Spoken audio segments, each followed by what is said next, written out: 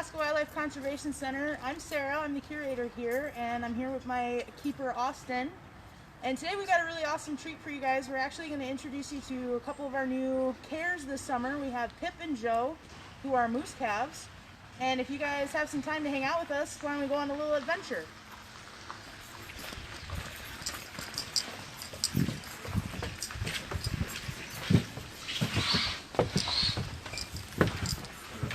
So this is our infirmary, and what we're going to do is Jo and Pip are old at this point, so they're over 100 pounds, and they're getting 3 bottles a day, and this is basically almost 30 ounces of formula in one bottle that they get 3 times a day, and it goes really fast. So that's why I wanted to kind of introduce you here, because when we go in there, it's going to go really fast. Austin's going to work with Jo, excuse me. I'm going to have Pip with me. And because we'll be 6 feet apart, we're probably going to take off our masks so you guys can hear us a little better. Alright, are you ready? Hi, girl. Thank you. Hi. Oh my goodness. What was that? Jo.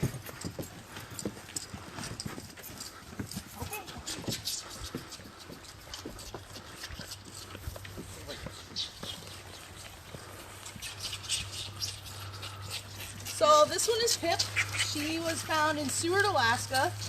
And we gotta make them take little burp breaks, because just like with human babies, if they drink too much in one sitting, it's not good for their tummies. And you can see Pip gets really excited for her bottles. Sometimes we give her the nickname Psycho Pip, because she gets so excited for her bottle. But we gotta really watch that 45-degree angle.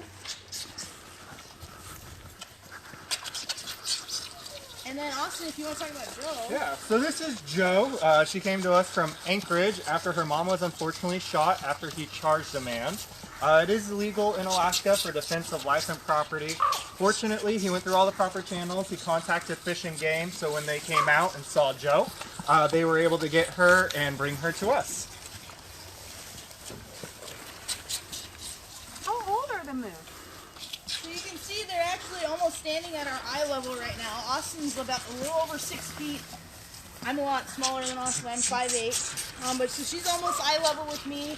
She's only 2 months old. So right now, she's too big for the scale that we were using for her when she was a baby. She came in, she was only 25 pounds. She didn't even come up to my knees. Whereas now you can see at 2 months old, she's almost as tall as I am. I'm out. I am not. And she's probably pushing 150 pounds at this point. And in her first year of life, she can gain up to 600 pounds. So next year at this time, she'll be way over my head, and she'll be significantly bigger than she is now.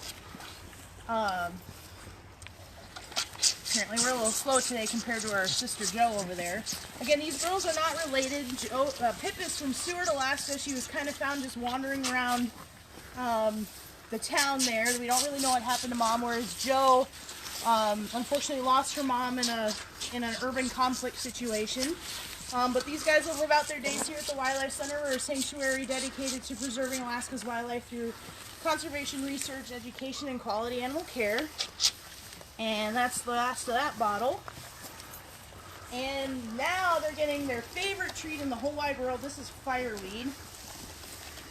And Austin gave me the bouquet, but Pip still wants that one piece. Fireweed's kind of just a fun plant in Alaska in general because it tells Alaskans a lot of things about the coming winter. Typically, as tall as it is usually how deep the snow is going to be. But for moose, it's their absolute favorite treat in the whole wide world. These girls go nutso for it. And you'll see they'll probably eat the flowers before they eat all the leaves, but Austin's kind of letting Pip not get the flowers right now. Moose, kind of a funny stipulation about moose. Everybody always thinks they have really goofy looking faces. And that's actually an adaptation for moose because they're members of the deer family, actually the largest members of the deer family.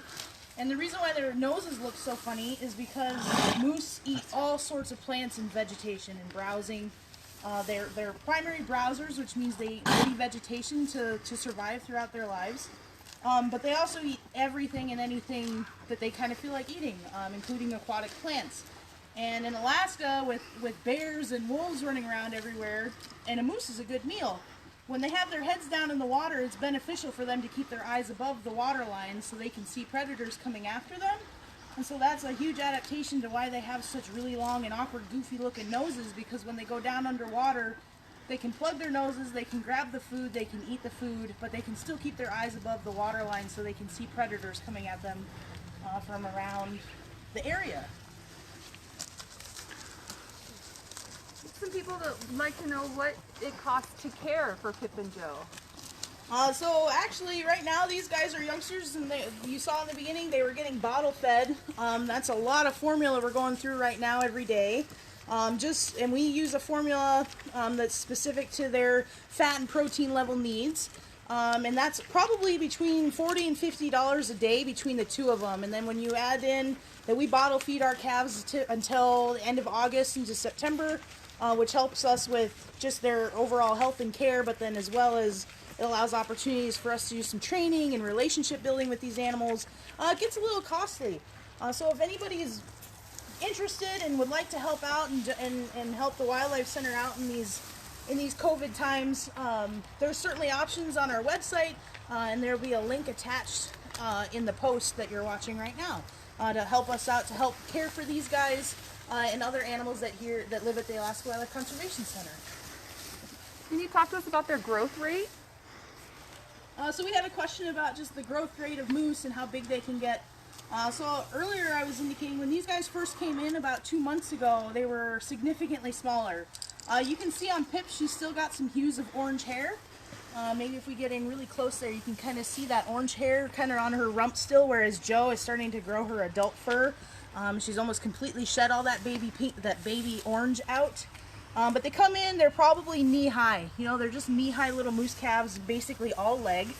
And they're still kind of all leg at this point in their lives. But their growth rate is astronomical, and they have to be that fast because in Alaska, we get deep snows in the winter, and if they can't walk through the deep snow and keep up with mom in their first year of life, they're not going to survive, and other things like that. So already at 2 months old, these guys are well over 100 pounds, pushing 200 pounds. And by next year this time, they'll be 600 to 800 pounds, depending on how big they get throughout the next year. Wouldn't that be something if people grew like that? That'd be kind of scary. How did they get their names? Austin, you want to answer that one? Sure. So this year our naming theme for all of our baby animals that come in are famous literary characters. So Pip is short for Pippi Longstocking, and then Jo is short for Josephine March. We'd like to thank all our viewers of the Wildlife Center. We actually put that out to bid so everybody got to help us pick a theme this year. A lot of questions come up about why do these moose have ear tags, and that's because all of our animals at the Wildlife Center actually come in from the Alaska Department of Fish and Game. We don't actually go out and pick up the animals. We get the calls for when they're orphaned and they need permanent placement, and a way for the state to keep track of that, of animals that come into our care, because there's other facilities that'll get rescued calves every year, is they all get their own orange and yellow ear tags. Unfortunately, you might notice Pip's got a little bit of a piercing. Oops. She actually pulled out her yellow ear tag, so she's just an orange ear tag little girl. You can kind of see she's got a oopsie there. But Jo still has both of her bling. She's got her yellow ear tag and her orange ear tag. So if you guys come visit the Moose Calves and the rest of the animals at AWCC, you'll be able to tell Jo apart from Pip really easily, because Jo still has that yellow tag, whereas Pip, she has a little notch in her ear now. And they are both females. Some years we take males, some years we take females. So this year we just have the girls. We do still have Arnold, our adult male moose. He's now a 2-year-old, so he's still a youngster, still growing, but he's in the adult moose pen. And actually, if you guys come visit us on Tuesdays, Thursdays, and Saturdays for the next, basically for the next month before he goes into rut, you'll be able to, we do moose encounters every day at 10:30 a.m. So that's a really fun way to support the Wildlife Center and help us out. We have a lot of mouths to feed, and it certainly takes some support there to do that, and that's one easy and fun way that you guys can get involved.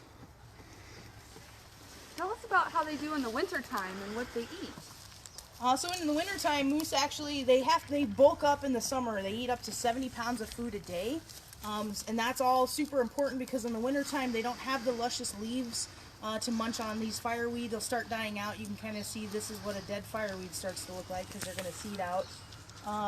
And they'll still browse and they'll still eat the tips of branches and things like that.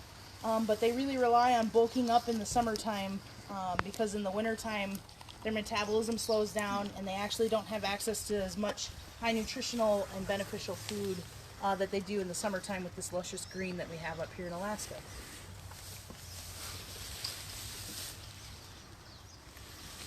Okay, so it kind of sounds like we're nearing the end of our time here with our moose calves. They're curious. We've lost our babies. We have no more fireweed, so we are no longer interesting. So these guys will live out the rest of their lives here at AWCC along with some of their new friends that they have yet to meet. They're going to hopefully grow up to be big, strong, healthy young ladies and hang out with us at the AWCC. One more question came in. Some people noticed they were running. How fast can they run? Moose are actually super fast or super quick. Austin, you want to answer that one? So moose can get up to 30 to 35 miles per hour if they absolutely need to. They have really long legs, which help them do that, and also they can kick in every direction with every leg, and the legs just help them travel a lot faster, and they also really help them swim. And they are really good swimmers. Even if they're born within 24 hours, they can swim across a lake right next to mom. Moose are super extraordinary that way. And Austin kind of touched on their legs, and they can kick in all four directions, which is why when they're babies and they come to the Wildlife Center, we really need to focus on relationship building, getting them comfortable with us as their new mom, because eventually we're going to have to do care for them as they age, and even while they're this young, oh, we got a whole new shipment of browse in. That's exciting. So when they're young like this, we have that opportunity to build those relationships so that when they do get to be 1,000 pounds after 2 years old, you know, hopefully in the first year they get up to 600 pounds. By the time they're 2 years old, hopefully they'll get up to 1,000 pounds, and that's when we know we've got some healthy moose on our hands.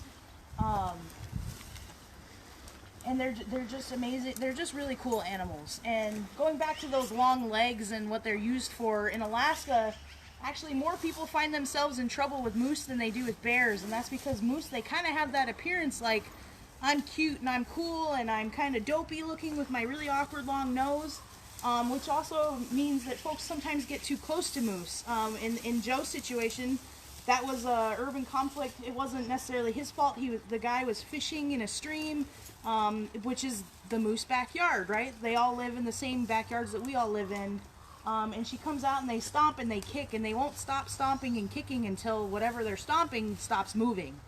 So we actually have in Alaska more interactions with moose and people than we do with bears and people. So it's always really important to make sure that we respect that distance and we enjoy wildlife from a proper distance so that they can continue living their lives and we're all safe in living our life. And then it looks like we have another question. One more, yeah. People are curious about their personality traits. You want to go ahead, Austin? Yeah, so Jo is definitely a more dominant female. She's kind of the big sister of these two. She's typically the first to kind of explore what all's going on. And then Pip is kind of like the little sister that just follows Jo and does whatever Jo's doing because that's the cool thing right now. Austin even has a really fun nickname for Pip. Pip's nickname, especially towards bottle time, is Psycho Sally, just because she gets super crazy, super excited. And I don't know if you guys saw when Howie was feeding her, she was doing a head bob thing and her ears just go flopping back and forth, and it's the cutest thing ever. Okay, folks, well, thanks for hanging out with us in our moose calves. We hope that you guys are all enjoying your summer like we are up here in Alaska, wherever in the world you may be.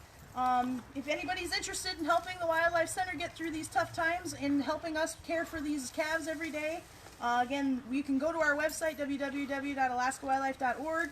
We also have the link in the post that you're watching right now. We appreciate everybody that's involved, and we hope you have a good day.